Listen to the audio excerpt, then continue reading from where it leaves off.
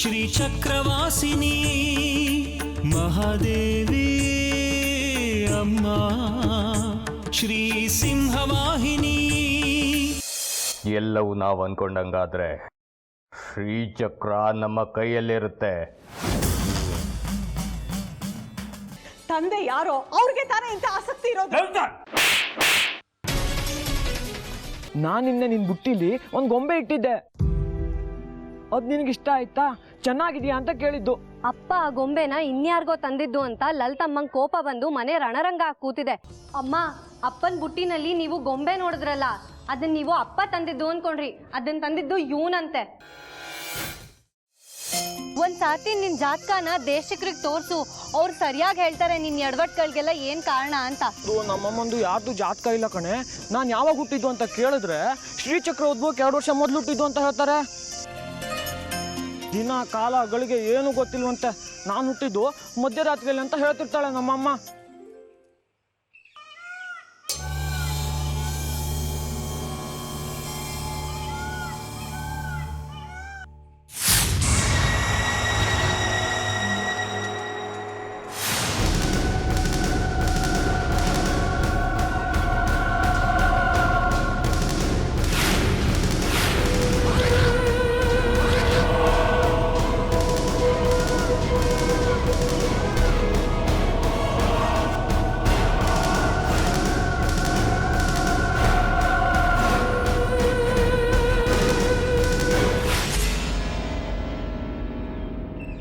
ಜಾಜಿ, ಆ ಕಡೆ ಹೋಗ್ತಿದ್ಯಾ? ದೇವಸ್ಥಾನ ಈ ಕಡೆ ಅಲ್ವೇನೆ? ಜಾಜಿ,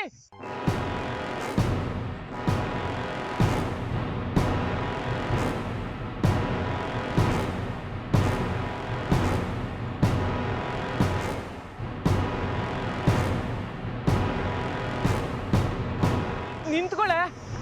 ಎಲ್ಗೋಗ್ತಿದ್ಯಾ? ಆ ಕಡೆ ಕಾಡಲ್ವೇನೆ? ನಿಂತ್ಕೊಳ್ಳೆ ಜಾಜಿ. ಎಲ್ಲಿಗೋಗ್ತಿದ್ಯಾ? ನಿಂತ್ಕೊಳ್ಳೆ.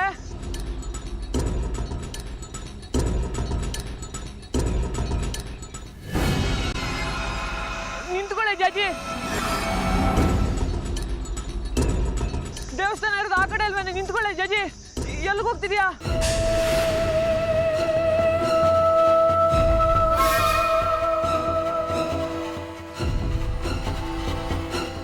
ನಿಂತ್ಕೊಳ್ಳೆ ಜಾಜಿ.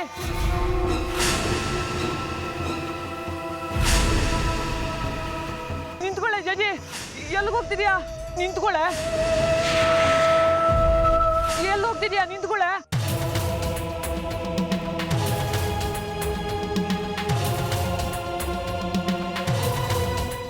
ನಿಂತ್ಕೊಳ್ಳೆ ಜಾಜಿ.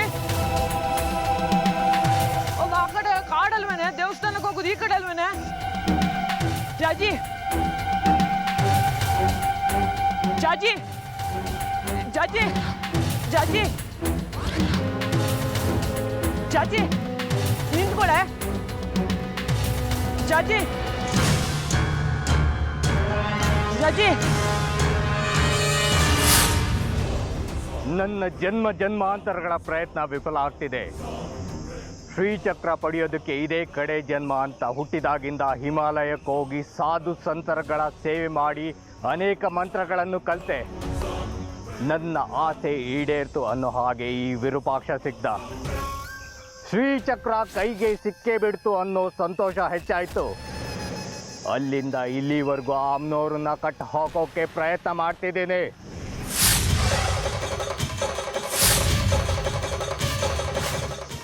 ಏನಾದ್ರೂ ಮಾಡಿ ತಪ್ಪಿಕೊಳ್ತಿದ್ದಾಳೆ. ಈಗ ಅಮ್ಮನವ್ರನ್ನ ಕಟ್ ಹಾಕೋ ಯೋಚನೆ ಬಿಟ್ಟು ಆ ಮಹಾತಾಯಿನೇ ಯಾಮಾರಿಸಿ ಶ್ರೀಚಕ್ರವನ್ನು ಹೇಗೆ ಪಡ್ಕೊಳ್ಬೇಕು ಅನ್ನೋದ್ರ ಬಗ್ಗೆ ನಾವು ಯೋಚನೆ ಮಾಡಬೇಕು. ಇನ್ನು ಕೆಲವೇ ದಿನಗಳಿದೆ ಶ್ರೀಚಕ್ರ ಉದ್ಭವ ಆಗೋದಕ್ಕೆ. ನಿಮ್ಮ ಮಂತ್ರ ತಂತ್ರ ನನಗೆ ಅರ್ಥವಾಗೋದಿಲ್ಲ. ಆ ಶ್ರೀಚಕ್ರ ಸಿಕ್ಕರೆ ನಿಧಿನೇ ಸಿಗತ್ತೆ ಅಂತ ಆಸೆ ಹುಟ್ಟಿಸಿದ್ರಿ, ಅದಕ್ಕೆ ನಾನು ನಿಮ್ಮ ಜೊತೆಗಿದ್ದೀನಿ. ಆದರೆ ನೀವು ಮಾಡೋ ಎಲ್ಲ ಕೆಲಸ ಎಡವಟ್ಟಾಗ್ತಿದೆ ಅಂತ ಮೊನ್ನೆ ನಮ್ಗೆ ಹೊಟ್ಟೆ ನೋವು ಬಂದಾಗ ಅರ್ಥ ಆಯ್ತು. ಈಗ ಆ ಶ್ರೀಚಕ್ರನ ಎತ್ತಾಕೊಂಡು ಬರೋದಕ್ಕೆ ಏನಾಗಬೇಕು ಹೇಳಿ? ಒಬ್ಬ ಸರ್ಕಾರಿ ಅಧಿಕಾರಿಯಾಗಿ ನಿಮಗೆ ಪೂರ್ಣ ಸಹಕಾರ ನಾನು ಕೊಡ್ತೀನಿ.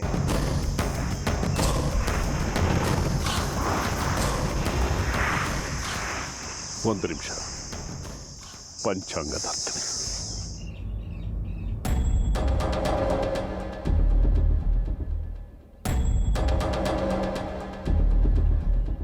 ಶಾಸ್ತ್ರಿಗೆ ತಲೆಗೆ ಹೊಳಿದೇ ಇರೋದು ಪಂಚಾಂಗ ನೋಡಿದ್ರೆ ಹೊಳಿಯತ್ತ? ಈ ಶಾಸ್ತ್ರಿಗಳೇ ಹೀಗೆ ಟುಸ್ ಪುಸ್ ಅನ್ನೋದಕ್ಕೂ ಪಂಚಾಂಗ ನೋಡೋದು. ಇಲ್ಲ ಮಾರಿಗುಡಿ, ಅವನಿಗೇನೋ ಆಲೋಚನೆ ಹೊಳ್ದಿದೆ. ಏನಾದರೂ ಉಪಾಯ ಮಾಡ್ತಾನೆ ಇರು. ಎಲ್ಲಿಗೋಗ್ತಿದೀಯ ಅಜ್ಜಾಜಿ? ಇಲ್ಲಿ ಬೇಡ, ಬಾ ನನ್ನ ಜೊತೆ, ಮುಖ್ಯವಾದ ವಿಷಯ ಮಾತಾಡಬೇಕು. ಜಾಜಿ, ಜಾಜಿ, ಜಾಜಿ, ಆಗ್ಲಿಂದ ಏನೋ ವಿಷಯ ಹೇಳ್ತೀನಿ ಅಂತ ಹೇಳಿ ಎಲ್ಲೆಲ್ಲ ಹೋಗ್ತಿದೆಯಲ್ಲ, ಈಗಲಾದ್ರೂ ಹೇಳ. ಮುಂದೆ ಹೇಳ್ತೀನಿ, ನನ್ನ ಹಿಂದೆ ಬಾ. ಜಾಜಿ, ಎಲ್ಲೇ ಹೋಗ್ತಿದೀಯಾ? ಏನೇ ಆಗಿದೆ ನಿಂಗೆ? ನನಗೇನೋ ಅನುಮಾನ ಕಣೆ ನಿನ್ನ ಮೇಲೆ. ತುಂಬ ಮುಖ್ಯವಾದ ವಿಚಾರ ಮಾತಾಡಬೇಕು.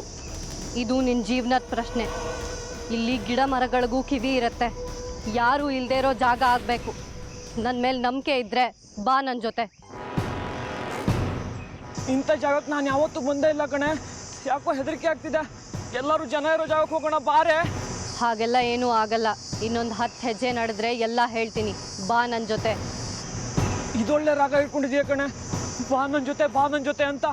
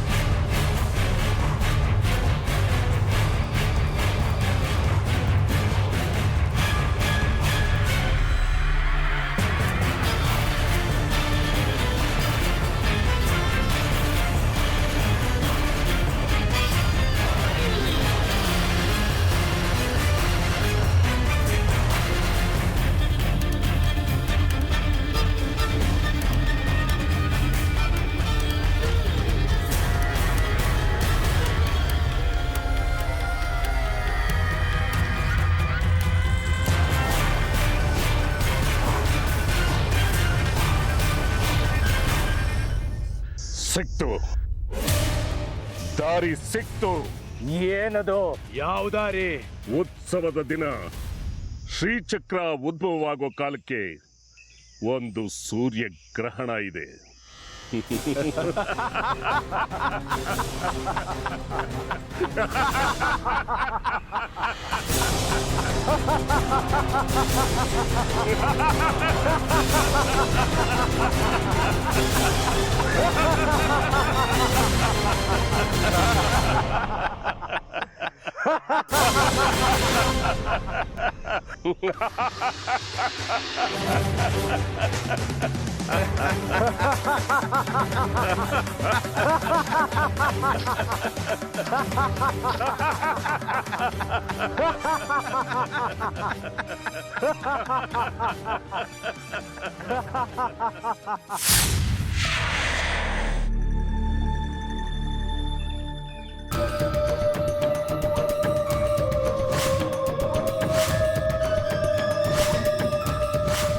ಯಾಕೆ ಜಾಜಿ ಒಂಥರ ಆಡ್ತಿದ್ಯಾ?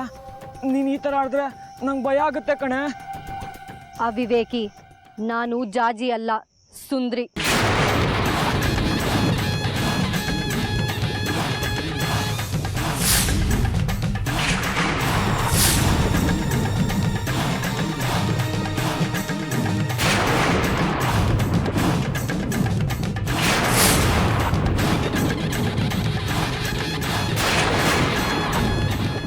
ಜಾಜಿ ಯಾವತ್ತೋ ಬೆಟ್ಟದ ಮೇಲಿಂದ ಬಿದ್ದು ಸತ್ ಹೋದ್ಲು. ಅವಳ ದೇಹದ ಒಳಗಡೆಗೆ ನಾನು ಸೇರಿದ್ದೀನಿ. ನೀನೀಗ ನಿಂತಿರೋ ಜಾಗ ಯಾವುದು ಅಂತ ತಿಳಿದಿದ್ಯಾ ನಿನಗೆ? ಇಲ್ಲ, ನಾವೆಲ್ಲಿದ್ದೀವಿ? ಕೆಲವು ದಿನಗಳ ಹಿಂದೆ ನನ್ನನ್ನು ಬಲಿ ಕೊಟ್ರಲ್ಲ,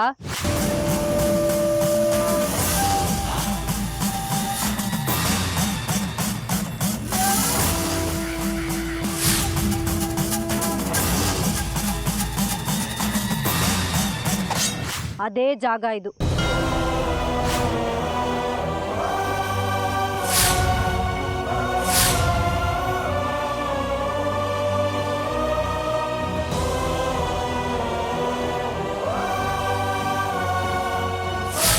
ಅಯ್ಯೋ, ಹೌದಲ್ವಾ? ನನಗೆ ಗೊತ್ತೇ ಆಗಿಲ್ಲ. ನನ್ನ ಸುಂದರಿ ಶವ ಸಿಕ್ಕಿದ ಜಾಗ ಇದೆ.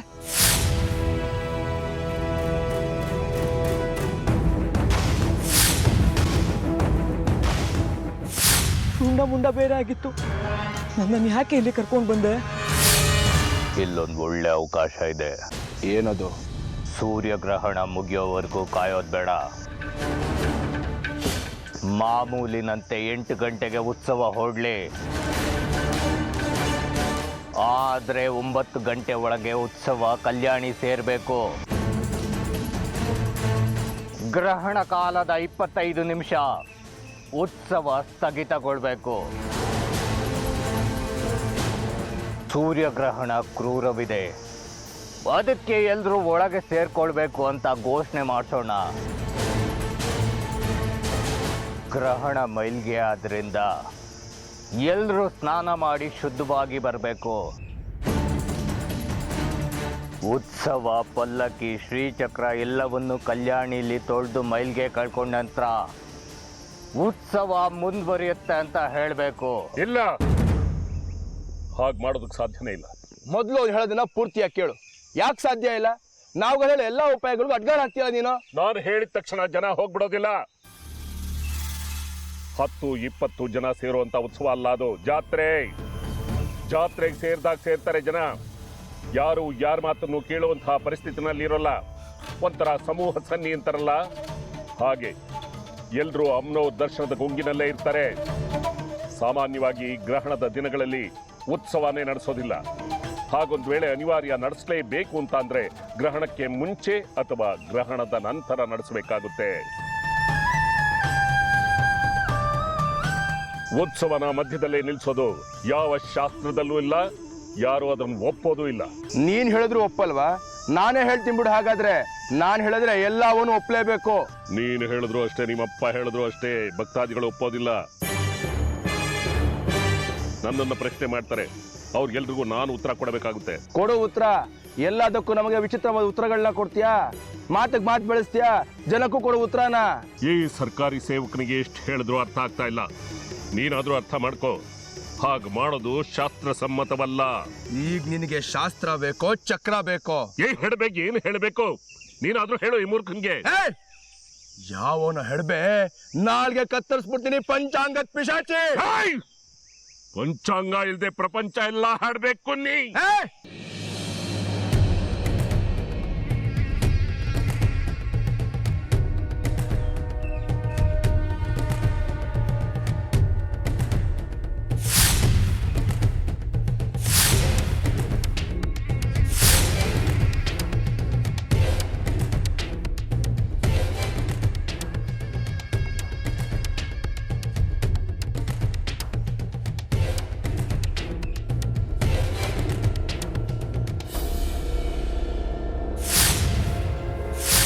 ಅವತ್ತು ನೀನು ನನ್ನನ್ನು ಇಲ್ಲಿ ಕರ್ಕೊಂಡು ಬಂದಿದ್ದೆ ಅಲ್ವಾ? ನಿನ್ನ ಮೇಲಿದ್ದ ನಂಬಿಕೆ ಮೇಲೆ ನಿನ್ನ ಹಿಂದೆನೇ ಬಂದೆ. ಆದರೆ ಕೊನೆಗೆ ಪಾಪಿಗಳು ನನ್ನನ್ನು ಬಲಿ ತಗೊಂಡ್ಬಿಟ್ರು. ಹೌದು ಸುಂದ್ರಿ, ಅವತ್ತು ನಾನೇನು ಮಾಡಿದ್ದೀನಿ ಅಂತ ಗೊತ್ತೇ ಆಗಿಲ್ಲ ನನಗೆ. ಅದಕ್ಕೆ ನಿನಗೆ ನನ್ನ ಮೇಲೆ ಕೋಪನಾ? ಆ ಸೈಡ್ಗೆ ನನ್ನನ್ನು ಕೊಲ್ಲೋದಕ್ಕೆ ಇಲ್ಲಿ ಕರ್ಕೊ ಬಂದ್ಯಾ ಸುಂದ್ರಿ? ನಾನು ಮಾಡಿದ ತಪ್ಪಿಗೆ ಅದೇ ಸರಿಯಾದ ಶಿಕ್ಷೆ ಅಂತ ನಿನಗನ್ಸಿದ್ರೆ ನನ್ನ ಕೊಂದ್ಬಿಡು ಸುಂದ್ರಿ. ನನಗೆ ಖಂಡಿತ ಬೇಜಾರಿಲ್ಲ. ನಿನ್ನನ್ನು ಕೊಲ್ತೀನ ಬಂಗಾರಿ? ನೀನು ಮಾಡಿಲ್ಲದ ತಪ್ಪಿಗೆ ಶಿಕ್ಷೆ ಅನುಭವಿಸ್ಬೇಕು ಅಂತಲೇ ಇದೇ ಜಾಗದಲ್ಲೇ ಆವತ್ತು ನೇಣು ಹಾಕೊಳ್ಳೋಕೆ ಹೊರಟಿದ್ದೆ. ನಿನ್ನನ್ನು ಉಳಿಸಿದ್ದು ನಾನೇ ಅಲ್ವಾ? ನಿನ್ನನ್ನು ಕೊಲ್ತೀನ? ಮತ್ತೆ ಈಗ ಇಲ್ಲಿಗೆ ಯಾಕೆ ಕರ್ಕೊಬಂದೆ? ನಿನ್ ಸುಂದ್ರಿನ ಕೊಂದವ್ರನ್ನ ನೀನು ಕೊಲ್ಬೇಕು ಬಂಗಾರಿ. ನೀನು ಕೊಲ್ಬೇಕು, ಆಗ್ಲೇ ಸುಂದರಿ ಆತ್ಮಕ್ಕೆ ಶಾಂತಿ. ಅವರಿನ್ನೂ ಉಳಿದಿದ್ರೆ ಇನ್ನಷ್ಟು ಮುಗ್ಧ ಜೀವಿಗಳ ಬಲಿ ತಗೊಂಡ್ಬಿಡ್ತಾರೆ. ಇದು ನನ್ನ ಆಸೆ ಬಂಗಾರಿ, ನನ್ನ ಆಸೆನ ನಡೆಸ್ಕೊಡ್ತೀಯಾ?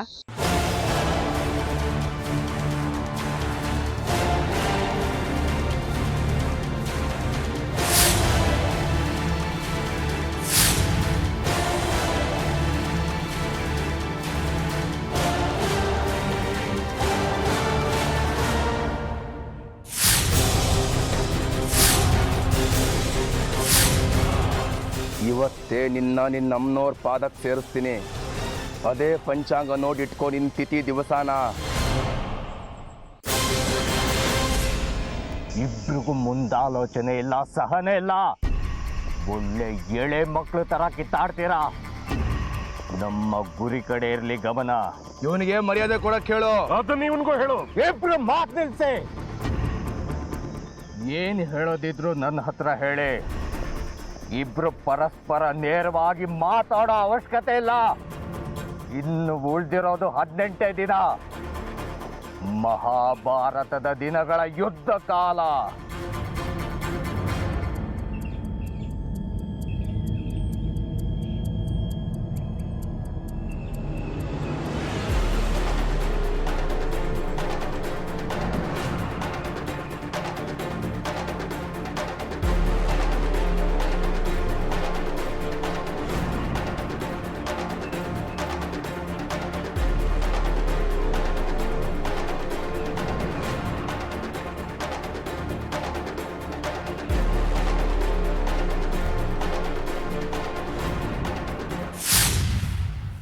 ನಡೆಸ್ಕೊಡ್ತೀನಿ ಸುಂದ್ರಿ. ನನ್ನ ಸುಂದ್ರಿ ಆತ್ಮಕ್ಕೆ ಶಾಂತಿ ಸಿಗುತ್ತೆ ಅನ್ನೋದಾದರೆ ಇಡೀ ಚಕ್ರಾಪುರಿಯಲ್ಲಿರೋ ದುಷ್ಟರನ್ನೆಲ್ಲ ಬಲಿ ತಗೋತೀನಿ. ನನ್ನ ಸುಂದ್ರಿ ಆತ್ಮಕ್ಕೆ ನೆಮ್ಮದಿ ಸಿಗುತ್ತೆ ಅನ್ನೋದಾದರೆ ನನ್ನ ಪ್ರಾಣನೇ ಒತ್ತೆ ಇಟ್ಟು ನಿನ್ನ ಆಸೆ ನೆರವೇರಿಸ್ತೀನಿ. ನಿನ್ನ ಮೇಲಾಣೆ, ನನ್ನ ಸುಂದ್ರಿ ಮೇಲಾಣೆ, ಇನ್ನು ನನ್ನ ಬದುಕೇನಿದ್ರು ನಿನ್ನ ಆಸೆನ ಈಡೇರಿಸೋದಕ್ಕೋಸ್ಕರ ಮಾತ್ರ.